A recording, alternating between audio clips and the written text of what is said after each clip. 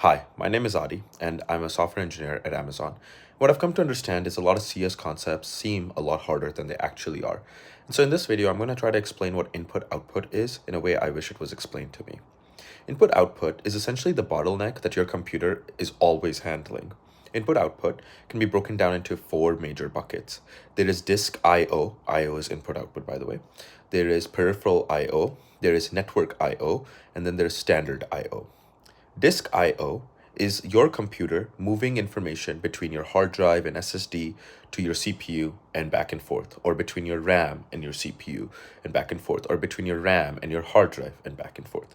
Network I/O is your computer sending information like through a network to like packets of information to the internet and taking packets of information and bringing it into your personal network or your Wi-Fi, like your home Wi-Fi or your company Wi-Fi. And then there is peripheral I/O, which is basically your keyboard, your mouse.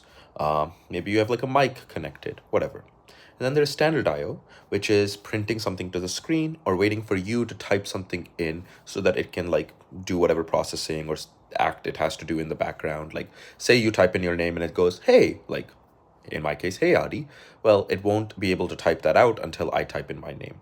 And that is standard I/O. Now there's two different types of I/O underneath that. There are, or the way it's handled is interrupts and non-interrupt I/O.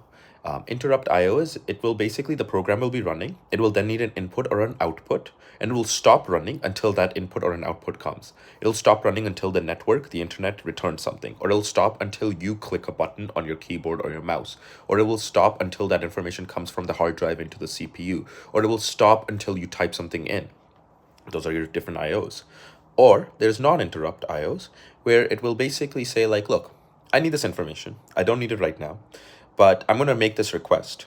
And then when you're done, just give me a heads up. Like, let me know. And you will like be able to tell them. So you can think of this as like you have different factories in your computer, you know, your GPUs running, your CPUs running, your different cores are running. They're asking for information at different times.